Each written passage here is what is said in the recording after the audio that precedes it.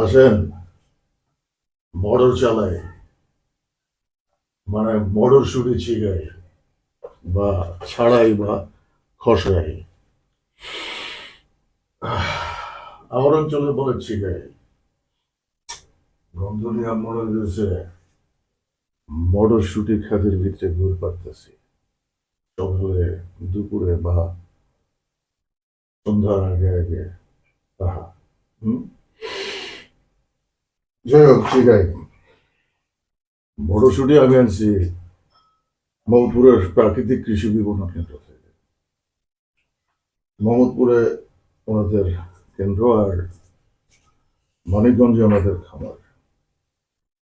ডালডুলির ভিতরে সবচেয়ে প্রোটিন বেশি এই মটরশুঁটিতে, আরো অন্যান্য ভাইটামিন তো আছেই, ফাইবার আছে, এটা আছে সেটা আছে, কমপ্লিট জিনিস। আমি এটা ভুনা করবো, কিভাবে করবো?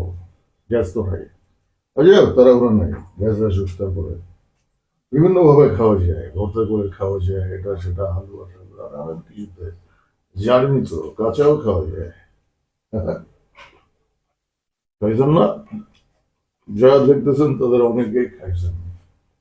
ধরেন কোথাও যাইতেছেন, জমির আইল ধরে এরকম শীতের মধ্যে, পাশে মটরশুটির ক্ষেত, জানানো না কার ক্ষেত, আপনি যাচ্ছেন মটরশুটি দেখে এটা টান দেওয়া বা দুইটা টান দেওয়া চিগা মুখের মধ্যে দিছেন না, দিছেন, শিকার ঘ্রাণ পেলাম, যদিও পরের জিনিস না বুঝলা, ধরা ঠিক না, তারপরেও ওই বয়স, যে মটরশুটি ভুনা করবো, ফাঁকিতে একটু ব্ল্যাক কফি মারা